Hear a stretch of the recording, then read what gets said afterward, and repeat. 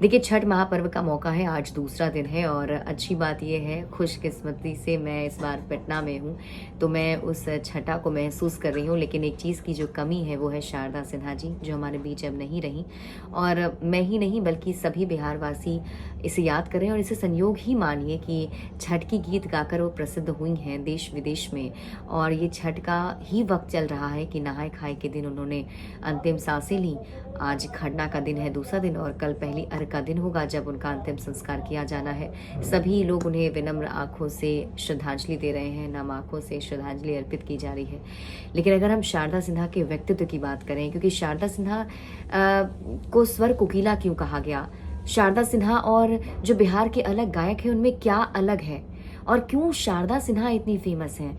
कई सारे मन में सवाल आपके उठते होंगे। जो लोग बिहार से हैं, उन्हें तो पता है, लेकिन जो बिहार के बाहर के लोग हैं, उन्हें ये नहीं पता होगा कि क्या वो बातें हैं जो शारदा सिन्हा को दूसरों से अलग बनाती हैं, और क्यों वो बिहार की लता मंगेशकर कही जाती रही हैं, और क्यों इस उपाधि से उन्हें नवाजा जाता रहा है।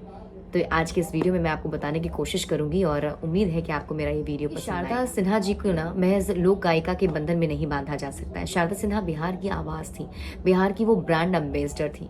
भोजपुरी को जब भी अश्लीलता के पैमाने पर मापा जाता है, जब भी अश्लीलता की बात की जाती है, तो उसके बचाव करने वालों के लिए शारदा सिन्हा का नाम एक ढाल बनकर सामने आ जाता है।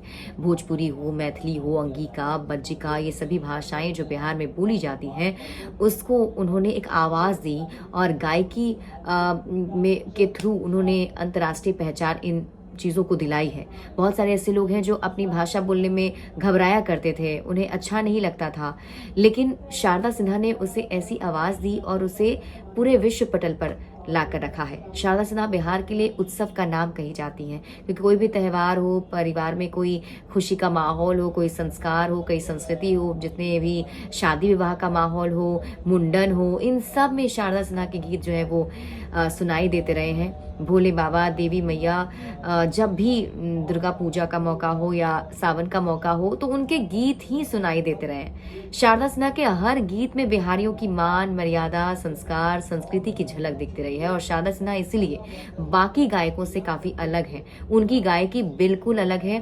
उनकी जो गायकी होती थी, उनका जो गीत होता था, उसमें एक कल्पना होती थी, करुणा होती थी, एक कहानी होता था। आप कई सारे छठ गीत को ले लीजिए, जिसमें कि वो ना बिल्कुल कहानी की तरह वो गीत बताती थी, और जैसे कि पटना के छठ घाट का जिक्र होता था, एक एक चीज़ों का जिक्र जो बिहार को आगे बढ़ाता रहा है। और शारदा सिन्हा इसीलिए बिहार की कोकिला जो है वो स्वर कोकिला कही जाती रही हैं। और शारदा सिन्हा जी ने समय, संस्कार, संस्कृति के मेल के शब्दों में ऐसा पिरोया है, इसलिए वो बिहारीपन के लिए, बिहारीपन के बीच हमेशा बनी रहेंगी। छठ और शारदा सिन्हा तो बिल्कुल एक दूसरे के पूरक बन चुके हैं। शारदा सिन्हा के गीतों के बिना छठ तो माना ही नहीं जाता, बिल्कुल अधूरा माना जाता है। अभी भी जब मैं यहाँ मौजूद हूँ, मेरे आसपास जो भी डेकोरेशन हुए, जहाँ भी लाउड स्पीकर लगाए गए ना, उन सभी लाउड स्पीकर में शारदा सिन्हा के गीत ही बज रहे हैं। बिहार के गाँव में गाए जाने वाले जो पारंपरिक लोक गीत होते थे, जो गाया जाता था गीत, उन गीतों को उन्होंने गाया और उन्होंने पहचान दिलाया, ना सिर्फ राष्ट्रीय स्तर पर बल्कि अंतर्राष्ट्रीय स्तर पर। और यही वजह है कि उनकी ये पहचान बनती रही है। शारदा सिन्हा के अगर आप बिल्कुल उनकी जो उनका फिजिकल अपीयरेंस था ना, जो उनकी भाव भूमिका रही है, जिस तरीके से उन्हें आप सामने से देखेंगे तो बहुत अलग रहा है। बड़ी सी लाल बिंदी उनके माथे पर होती थी, सिंदूर लगाया होता था, आंखों पर चश्मा होता था, और 72 साल की जो शारदा सिन्हा थी, उनकी ये पहचान थी। अलग अलग 50 से ज़्यादा गीत उन्होंने गाए हैं, जिसमें से उगा हो सूरज देव, केलवा के पात पर, तो होगा मारबो रे सुगवा धनुष से, ये सभी पारंपरिक छठ गीत हैं जिन्होंने गाए हैं। और इसके साथ ही ना सिर्फ बिहार के लिए बल्कि बॉलीवुड में भी उनका एक जलवा रहा है। उनकी आवाज़ में जो खनक थी ना, वो अलग बिल्कुल उन्हें करती थी। शारदा जी ने जो गीत गाए हैं और जो बॉलीवुड में गीत गाए हैं, बेटी की विदाई का जो गीत उनकी तरफ से गाया गया था, हम आपके हैं कौन में, आप सबको याद होगा वो गीत, बाबुल जो तुमने सिखाया।